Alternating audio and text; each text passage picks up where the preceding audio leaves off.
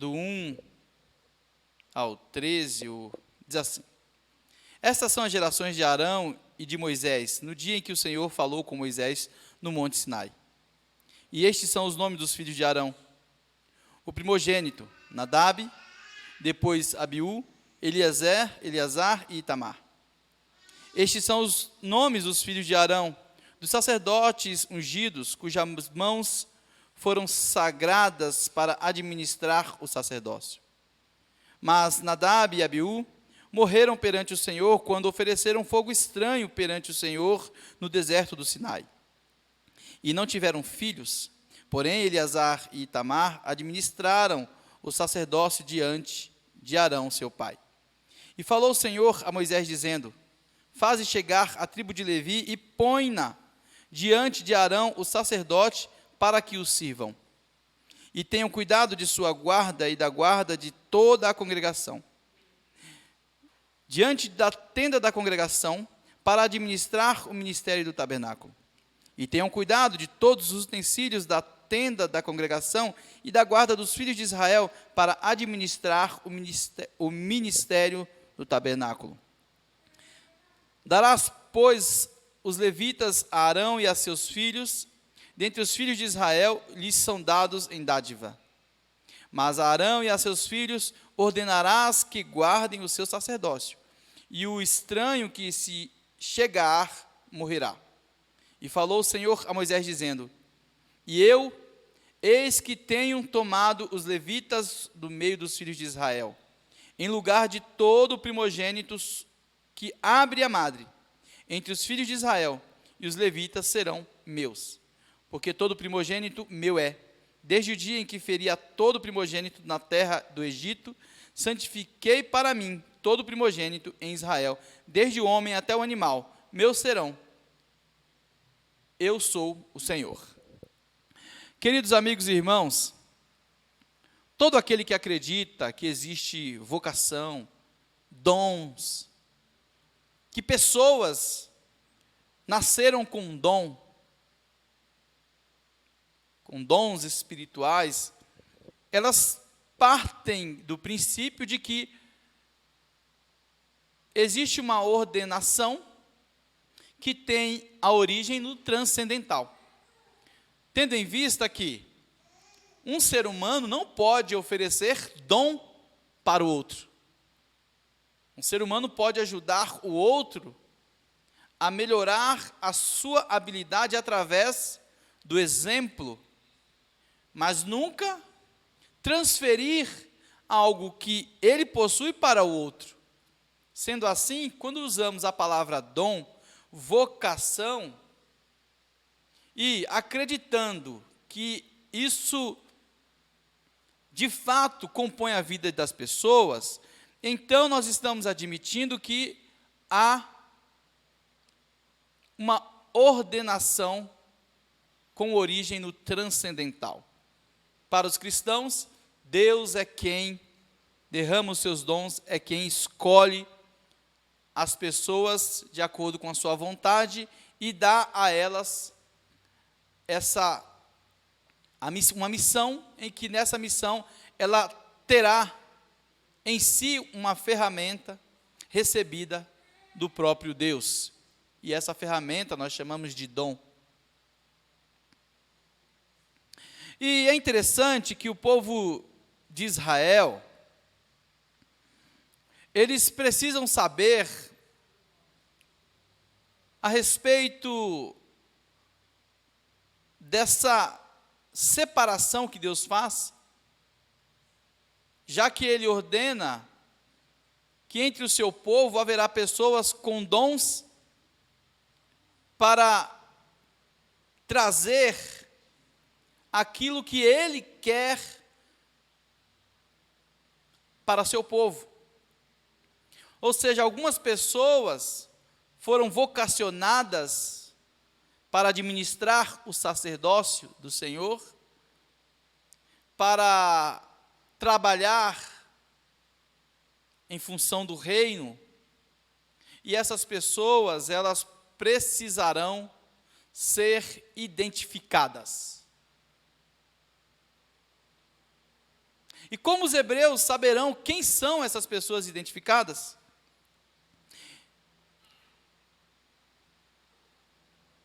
Vejam bem.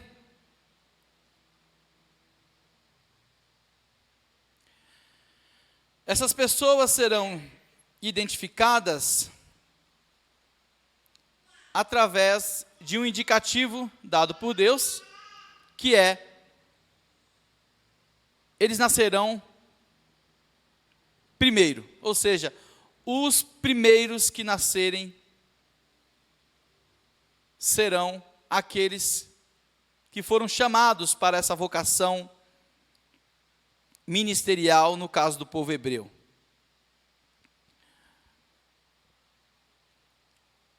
Como as pessoas saberão quem são os vocacionados? Quem foram esses levitas escolhidos para um ministério específico, para trabalhar no templo? Ou seja, quando chegava aos 30 anos, eles eram separados exclusivamente para oferecer ao Senhor no templo. E nós teríamos que ler vários textos para que você pudesse acompanhar passo a passo da demanda, a respeito da demanda que essas pessoas receberam. Porém, acho que isso pode ser feito por você posteriormente. Mas esses levitas, eles receberam uma demanda que eles aprendiam desde cedo, a respeito da disposição que suas vidas deveriam se curvar. Sendo assim, logo cedo eles aprendiam que eles nasceram com a missão, tendo em vista que foram os primeiros, e só quem poderia indicar quem são essas pessoas é o próprio Deus. Vejam que a escolha desses homens não tinha origem nos outros homens, não tinha origem na percepção necessariamente humana ou uma escolha baseada em uma afinidade humana. Não, é Deus quem vai sinalizar quem serão esses. E Deus diz para eles: eu enviarei esses que farão parte do grupo, do ministério, do serviço no templo, mostrando para vocês o seguinte: eu os enviarei. E como vocês não sabem quando eu enviei ou não, o sinal vai ser todo o primeiro, todo o primogênito. E assim vocês saberão que esses são aqueles que eu escolhi. Eles devem ser separados aos 30 anos para trabalhar exclusivamente no templo. Entre eles tinham muitos músicos também. Eles eram responsáveis por uma boa parte da demanda no templo, do serviço, da adoração. E é muito importante compreendermos isso. Eles oferecerão o seu tempo para o aprimoramento de suas habilidades, inclusive. Ou seja, tudo que eles fizerem tem que ser exclusivo para Deus, para uma missão pré-estabelecida antes que eles nascessem. E todos aqueles que faziam parte dos hebreus já sabiam que aquele primeiro foi enviado por Deus para separar o seu tempo em função desse serviço. Então, eles eram treinados desde cedo. Eles aprendiam desde a infância que a vida deles iria seguir uma certa agenda. É claro que como seria a vida deles, como seria o dia a dia, o que aconteceria pela frente, eles não sabem. Mas no que diz respeito à ordenação divina, isso eles sabem. Existe uma agenda. E, inclusive, essa agenda, ela tem etapas já marcadas em que estabelece inclusive o tempo, o período em que eles deixariam a profissão que aprenderam com seus pais e passariam a servir exclusivamente no templo. Em uma dessas missões, aliás, entre várias missões, eles também eram responsáveis pela parte musical. E é por isso que eu quero trazer esse tema dessa noite, pois na igreja contemporânea nós temos um costume de louvar ao Senhor através da arte musical. Sendo assim, eles tinham a missão de separar o tempo, a cultura, na cultura deles, o tempo deveria estar separado para aplicar o treinamento de suas habilidades em função daquilo que diz respeito a Deus. Eles teriam que treinar seus órgãos vitais para servir ao Senhor. E é interessante pensarmos nisso, que quando uma pessoa quer aprender a tocar um instrumento, por exemplo, aprender música, coisa desse tipo,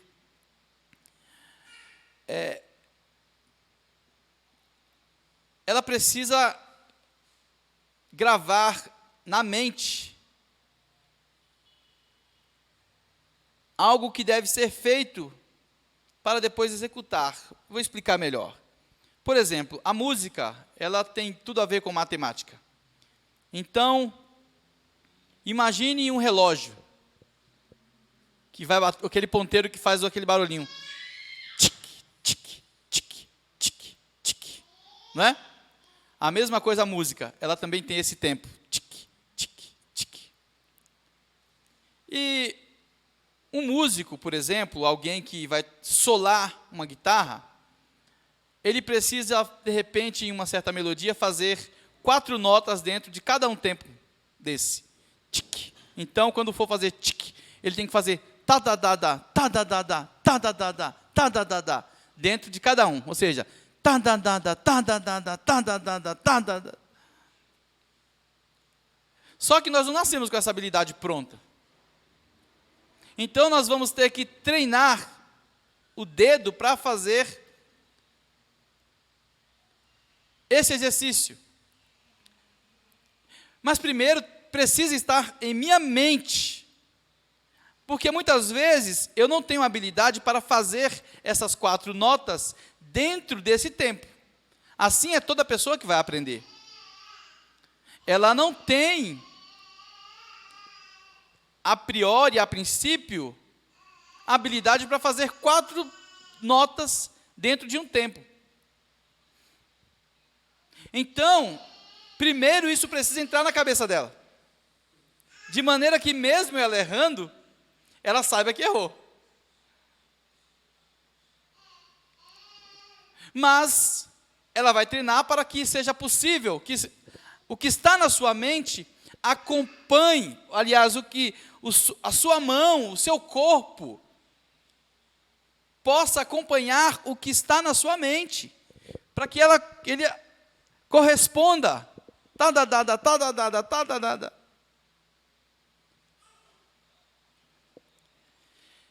Para que ele consiga fazer isso, será necessário o fator tempo. A pessoa precisará dedicar tempo.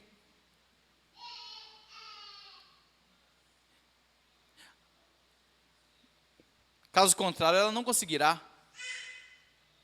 Porque o fato de alguém ter nascido com um dom e com uma vocação, não significa que ela não irá necessitar aplicar tempo para a vocação a qual ela foi chamada.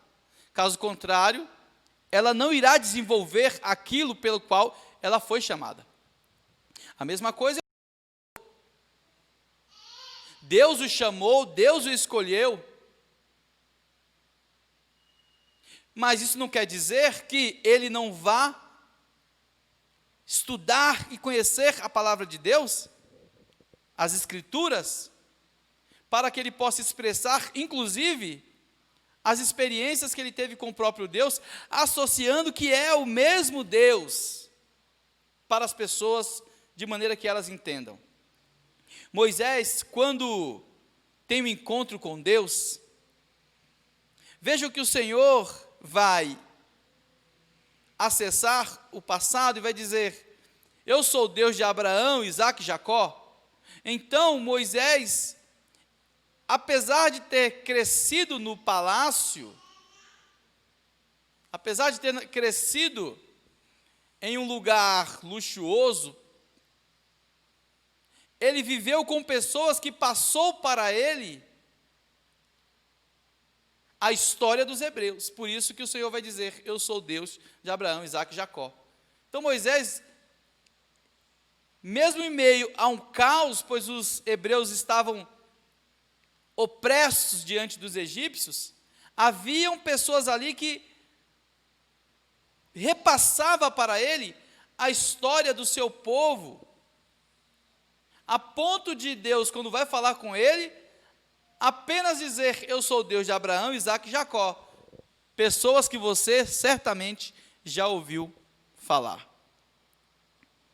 É interessante que, a princípio, quando estamos treinando o instrumento, que por sinal é muito difícil no começo, há uma certa dificuldade, depois de um certo tempo, de tanto a pessoa treinar as suas habilidades, a coisa muda de lado. Chega um momento que ela consegue executar várias notas dentro de um tempo, de maneira que para ela fazer com a boca, ela não consegue mostrar para alguém com a boca, ela só consegue mostrar fazendo. Então já não é mais, ela não consegue mais expressar com as palavras aquilo que a sua mente pensa e que o seu corpo responde. O que foi fruto de um tempo de dedicação, um tempo de treinamento, um tempo de reserva em prol daquilo. E os levitas, eles estavam conscientes de que em tudo o que eles receberam como missão, o tempo não poderia ser algo descartado. O tempo era precioso.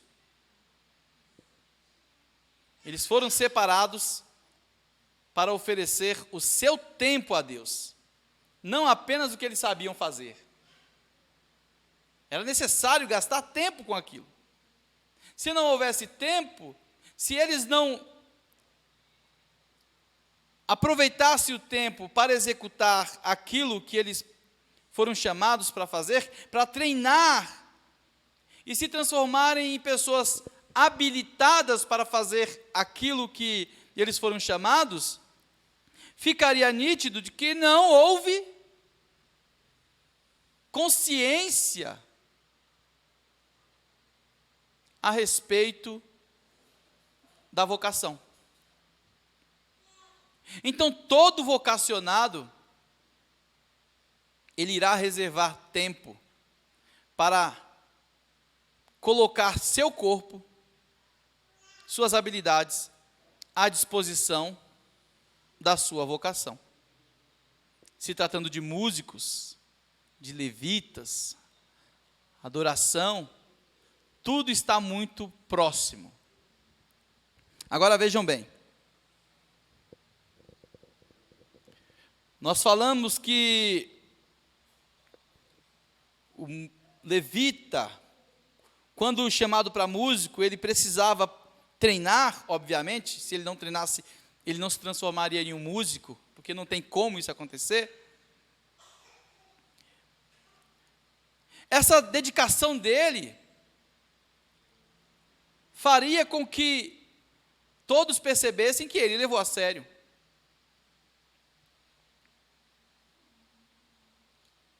Agora vejam bem. Não era apenas a formação das habilidades corporais o fator predominante para que o levita, eu vou colocar no que diz respeito à parte musical, fosse alguém habilitado. Era necessário também a formação da sua personalidade, a sua pessoa.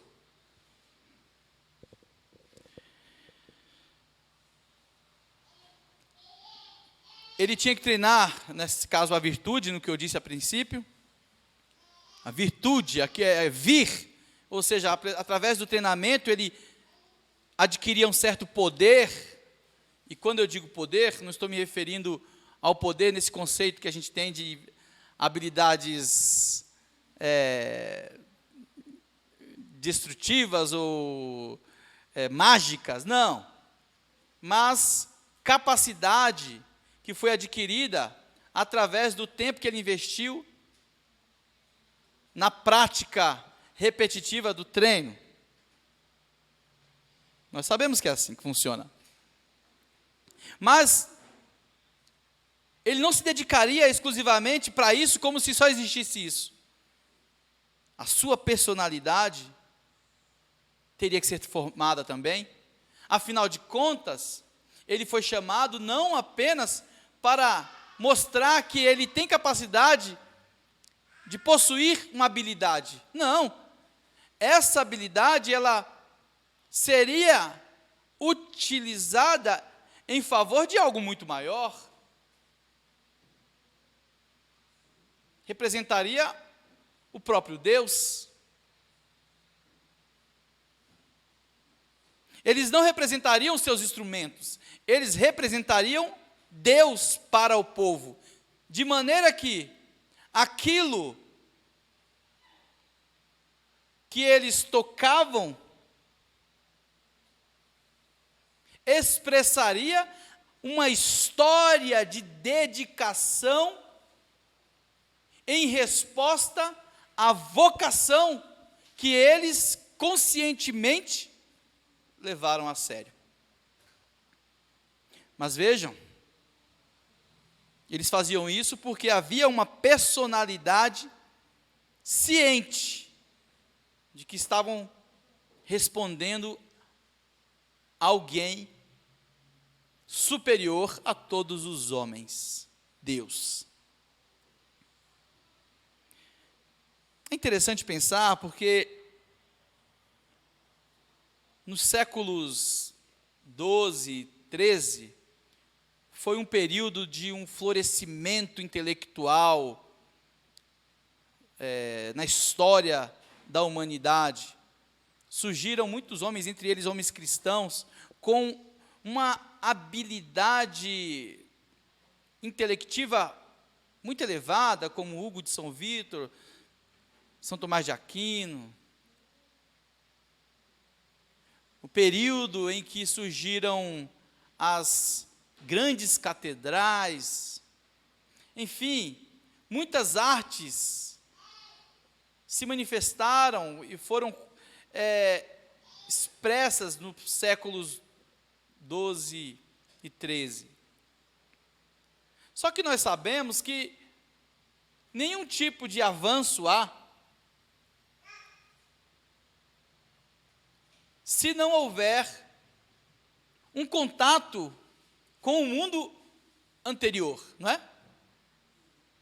Por exemplo, se eu aprendi a tocar um instrumento muito bem,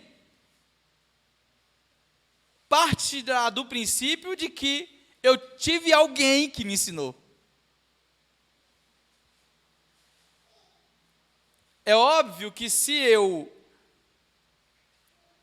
avancei em uma técnica, ou como pessoa, se eu me tornei uma pessoa responsável, uma pessoa consciente, uma pessoa temente a Deus, isso não foi fruto apenas de uma inteligência que fluiu de mim para mim. Houve participações anterior a mim, de pessoas na minha vida, porque eu nasci de pessoas. E eu tive contato com pessoas. Sendo assim, se nos séculos 12 e 13 houve esse florescimento, nos séculos anteriores houveram pessoas que contribuíram para que no futuro esse avanço pudesse ocorrer, ainda que não com esse interesse. Através dos estudos, para aqueles que conhecem, sabem bem, que os séculos 9, 10 e 11 são séculos marcados por um período de anonimato. Não há muitos registros de grandes obras. Mas, depois de um tempo, se percebe que, para que o século 12 e 13 tivesse esse florescimento, foi necessário uma base lá atrás. E estudando essa base lá atrás, chegaram à conclusão, através dos documentos, de que essa sociedade que existia no século 9, 10 e 11, ela foi uma sociedade em que a marca foi a transição da prática da oralidade para a escrita. Ou seja, nesse período, eles não focavam nas obras, eles focavam na pessoa.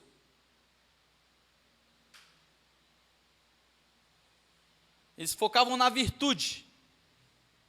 De maneira que o grande objetivo deles não era formar obras, ainda que o resultado de tudo isso fosse obra, mas era formar pessoas. Eles trabalhavam com um outro interesse. Ou seja, o ensino tinha outro interesse. O interesse em produzir obras, como eu disse aqui. O interesse em produzir pessoas e não obras. E pessoas que fossem marcadas por certas virtudes. Ou seja, não eram as obras que produziam a cultura nas pessoas. Era a cultura nas pessoas que produzia uma obra. Então, a cultura que envolviam as pessoas na educação era uma cultura em que a pessoa, a personalidade, ela era digna de respeito e digna de veneração. E quando Deus fala com Moisés no Sinai, Moisés sabe que existiram homens antes dele, que foram homens de Deus. E é interessante que vai surgir Moisés, mas antes disso existia um povo, que a gente pode não ouvir falar muito, um povo anônimo, sofredor, que está sendo oprimido no Egito, é isso que a gente sabe. Mas Moisés chegou até ali porque esse povo transmitiu algo para Moisés. Ele foi conhecendo, não com uma pessoa só, ele foi conhecendo com várias pessoas que sofriam, Léo. Mas que apesar de sofrer, apesar de estar no anonimato, eram pessoas de Deus.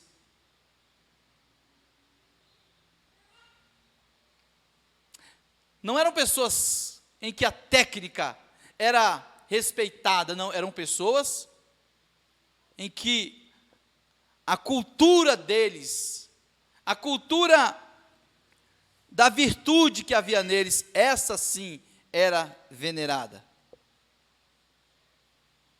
Ou seja, os alunos aqui no século 9, 10 e 11, por exemplo, é lógico que depois também, até o período da patrística, da escolástica, os alunos tinham no professor uma certa veneração, quase que como a presença do próprio Deus.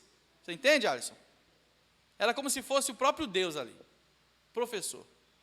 Porque ele era alguém que se preparou para educar o outro. O pai e a mãe era como se fosse o próprio Deus.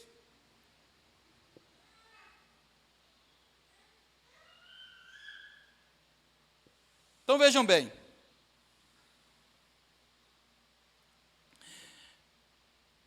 Aliás, se nós olharmos a épocas atrás, né, ainda havia um pouquinho disso, não na mesma proporção talvez desses séculos aqui, dessas sociedades, mas em épocas atrás os pais, os professores, tinham um respeito muito maior do que o que existe nos dias de hoje, sem dúvida alguma. Hoje o que nós encontramos é o oposto de tudo isso. Exatamente o oposto. E os motivos do pensamento oposto também são diversos.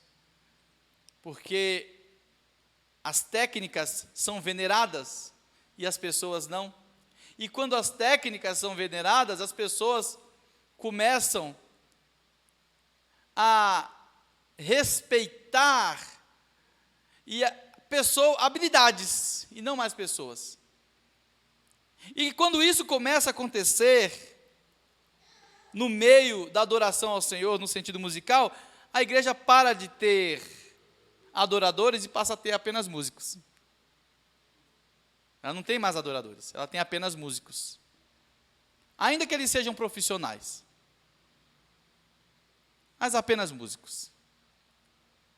E os pastores que também forem pelo mesmo caminho, eles passam a ser profissionais da fé, não mais homens em que aqueles que estão próximo deles possam respeitar e perceber que há uma dedicação real em função daquilo que eles vão fazer. Não para que a sua virtude, ou seja, não para que as suas habilidades sejam veneradas por pessoas. O objetivo deles não era fazer com que suas habilidades fossem conhecidas por todos, como se eles tivessem uma certa baixa autoestima e uma necessidade de mostrar o que eles sabem, com a ideia de que a partir do momento que todos verem que eu sei fazer isso, então eu estarei me sentindo bem. Não era isso. Era um contato real e direto com o transcendental. Em que essa cultura que advinda do próprio Deus sobre mim, faria com que os meus interesses, o meu corpo iria expressar o que minha alma tinha como intenção. Então vejam bem. Eles acreditavam que a virtude era algo que se transmite, não só habilidade. Vamos pensar aqui no conceito musical. Os levitas, eles não acreditavam que tudo que eles tinham que fazer uns para os outros era ensinar eles a tocar. Como se, olha, eles aprendendo a tocar, é tudo que eles têm que fazer para não serem desprezados. Deus os levantou para fazer isso, então eles têm que passar a vida inteira ensaiando, e tocando, e tocando. Não era isso. Isso também faria parte. Mas a virtude da pessoa, o caráter, a maneira de ser, sem isso, não existia o escolhido. Sendo assim, como eles entendiam que a virtude também ela era passada, tinha que ser passada, eles não tinham muitas obras, porque a obra era o quê? A própria pessoa transformada.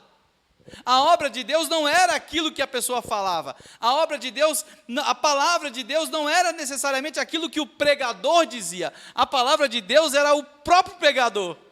Você entende? A ministração musical, a ministração de adoração, de louvor, não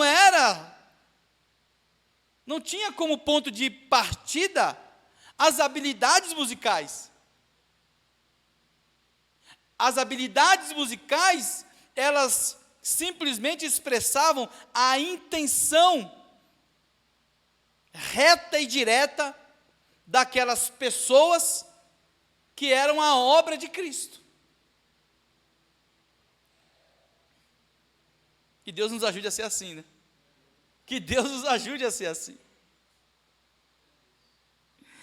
Então, a responsabilidade de um levita não era apenas de aprender a tocar, não é isso, não.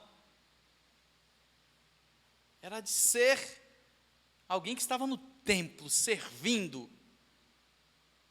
Aliás, não era nem só a música, tinha muito mais, né? A gente usa a música porque é esse o assunto dessa noite. Mas era muito mais. Muito mais. O ensino tinha como objetivo criar tipos humanos admiráveis e não habilidades humanas como objeto de admiração.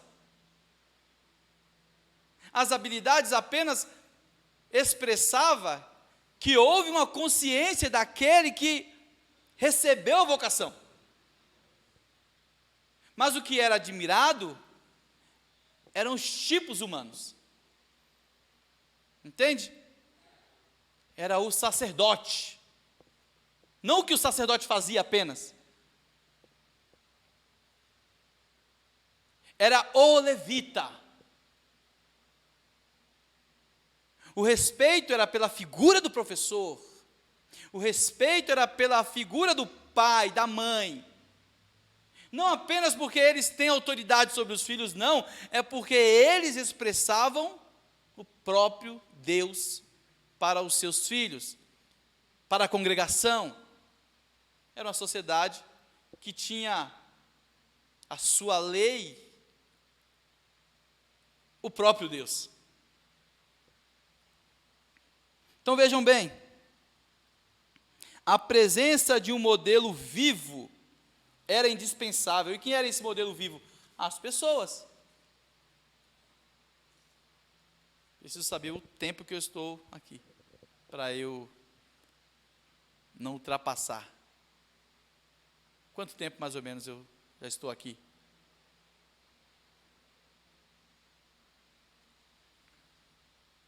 Então vejam bem,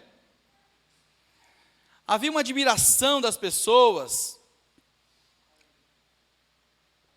umas pelas outras. Não era pela inteligência do aluno ou pela sua alma, mas apenas pela pessoa, entende? Seu corpo. E eu não vou poder falar muito, talvez eu continue na próxima semana, mas eu quero chegar aqui nessa parte do corpo. O corpo era o elemento vivo que representava o próprio Deus. O livro de 1 Coríntios, por exemplo, capítulo 6, do 1 ao 3, diz assim: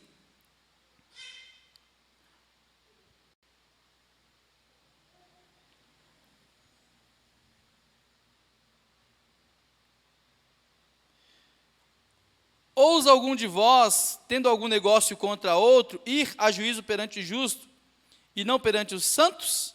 Não sabeis vós que os santos hão de julgar o mundo? Ora, se o mundo deve ser julgado por vós, sois porventura indignos de julgar as coisas mínimas? Não sabeis vós que havemos de julgar os anjos? Quanto mais as coisas pertencentes a esta vida? Olha só que presença de coisa transcendental, né? Não sabeis vós que hão de julgar os anjos? É interessante pensarmos no corpo, porque o corpo, ele representa o sinal vivo da presença de Deus. Os anjos, eles gostariam de ser iguais aos homens, a Bíblia diz. Por quê? O ser humano, ele pode ter uma virtude que os anjos não podem. E qual virtude é essa, meus irmãos? É a virtude do heroísmo, da coragem. Ninguém pode matar um anjo, não é isso, Alisson? Ninguém pode ameaçar um anjo de morte. Mas as pessoas sim. ser humano, ele corre riscos. E quando ele corre risco, inclusive de perder a sua própria vida em função de algo que ele considera heróico e algo digno de ser dedicado, então é uma virtude que os anjos não podem ter, porque os anjos não correm risco de perder a sua vida. O ser humano, sim. Essa é uma virtude que só o ser humano pode ter. Sendo assim, o corpo passa a ter uma representação importantíssima. O corpo era visto como uma entidade que refletiria as mais altas virtudes humanas, principalmente se morresse pela causa estabelecida.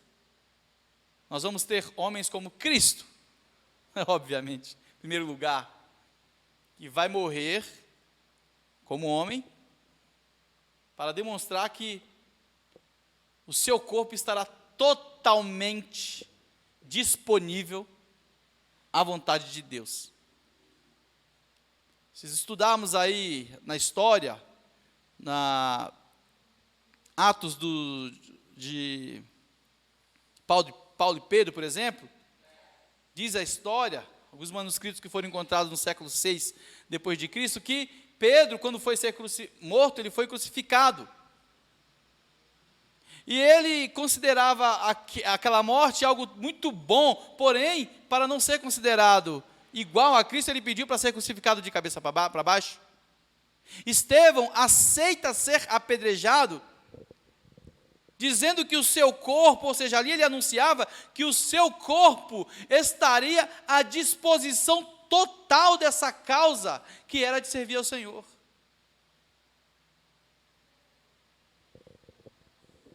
Sendo assim, o corpo tem uma representação importantíssima. Nos séculos passados, na história das sociedades antigas, medievais, enfim, nós vamos perceber que havia muito o uso da arte, fazia parte da grade curricular a arte. O corpo, ele era um sinal de veneração, pois ele tinha que representar alguma virtude. E a educação começaria pela tomada desse corpo, obviamente. E dessa maneira, falar, se comportar, a maneira de eu me vestir, enfim, tudo isso expressaria uma intenção da minha alma em expressar algo para o meu próximo. Tudo que eu fosse falar, sabe, Léo, com as pessoas, o que eu vou falar, não era uma espécie de, como se o cristão, ele vestisse uma camisa de força para se adequar a um modelo de cristão, não era isso. Era o oposto. Era como um instrumento afinado, entende? O instrumento, ele tem uma função, e nós sabemos que ele tem que ser usado nessa função. A mesma coisa é o corpo. Ele tem uma função. E essa função, alguns utilizaria de uma maneira e outros de outra. Nós chegamos em uma época em que, se pensar, quando as pessoas falam em cuidar do corpo, elas pensam, na verdade, na estética, não é isso? Na beleza corporal, na exploração sexual como objetivo final, enfim, tudo isso. Não era essa a intenção dos escolhidos de Deus para o seu corpo. O corpo tinha como objetivo expressar, assim como um instrumento foi construído para entoar um som, o corpo representava a mesma coisa, de maneira que não era uma espécie de sofrimento para o homem de Deus entregar o seu corpo para servi-lo. Era a missão. Se eles tivessem que morrer, amém. Assim seja. Mas essa é a minha intenção. Servir até as últimas consequências, porque eu não posso, o meu corpo não pode estar disponível e ir para outra coisa, ou o oposto daquilo pela qual ele foi chamado. Entende? Um teclado não vai ser tocado como se toca uma guitarra. Uma guitarra não vai ser tocada como se toca uma bateria, porque cada um exige uma técnica exclusiva. Certo? O corpo do cristão, o cristão mesmo entendia que ele foi separado, porque você é representado através do seu corpo, não é isso? Ou não? Ou não, Léo? Como é que você eu fui em espírito? Não, seu corpo foi lá. Não é assim? Quando a gente fala assim, quando Paulo diz assim, eu fui levado até o terceiro céu, não sei se no corpo ou fora do corpo, o que ele entende é o seguinte, que ele foi levado, se ele não sabe se no corpo ou se fora do corpo, mas ele sabe de uma coisa, ele tem um corpo. Não é? Então vejam bem, esse corpo, ele estará disponível. Não se trata de vestir uma camisa de força, ou um sacrifício de uma espécie de um adestramento, né? Mas afiná-lo. O cristão entendia que o meu corpo, ele deveria estar afinado, você entende? Disponível. Era a missão, era o objetivo dele, era a causa final. O seu corpo ele foi vocacionado para isso. E se ele foi vocacionado, o seu corpo faz parte da expressão dessa vocação. Então, treinar fazia parte não de uma maneira de enganar as pessoas, dizendo assim, eu quero uma coisa, mas eu vou fazer outra. Não, eu quero isso e eu irei fazer isso. Porque é Ele que opera em nós, tanto o querer como o fazer, como o efetuar. Assim é a estrutura do cristão, a proposta dada para um adorador. Era essa a proposta dada para um adorador. Agora vejam bem, essa ordenação que foi revelada pelo próprio Deus, ela representava a capacidade do homem em adestrar seu corpo em favor dos valores, certo? Habilitar os valores intencionalmente. Então ele não ficava permitindo que o seu corpo ficasse perdido. Ele sabia o que ele tinha que fazer com o corpo dele e ele vencia o pecado, vencia o mal, porque ele, de fato, diante de um mundo pecaminoso, ele se dedicava, se colocava sua mente, seu coração, seu tempo de treino, tudo de acordo com a vocação que ele tinha recebido de Deus. De maneira que aquele que foi chamado para pregar, ele sabe que, no mínimo, ele vai ter que ter um tempo para estudar a palavra de Deus. Aquele que foi chamado para tocar um instrumento, ele sabe que ele vai ter que ter tempo separado para treinar esse instrumento. Caso contrário, não vai acontecer nada. O pregador não vai saber de nada. Aquele que foi chamado para evangelizar, ele sabe que ele vai ter que se preparar para evangelizar nas ruas. Enfim, aquele que foi chamado para ser professor, ele vai ter que treinar a arte do ensino.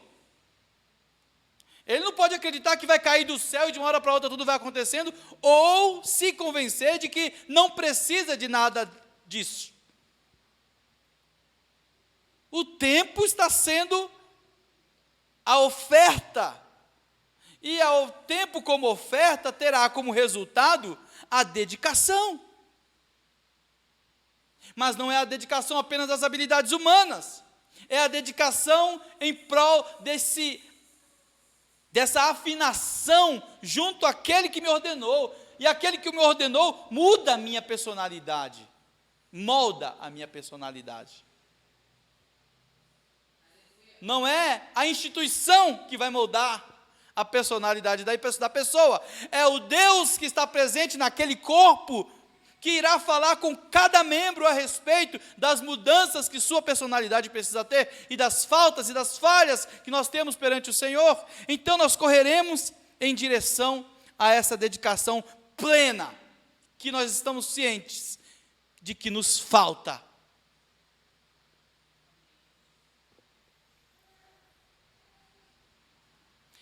Na semana que vem eu concluo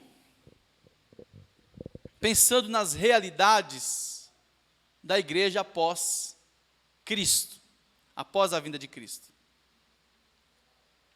Mas eu quero dizer para você que está nos acompanhando, nos assistindo ou nos ouvindo pela rádio, seu corpo, como a Bíblia diz, é templo do Espírito Santo. Não significa apenas que você tenha que se comprometer com aquilo que as pessoas acreditam ser pecado ou não, mas tem a ver com toda uma transformação, toda a consciência de uma vocação vinda do céu.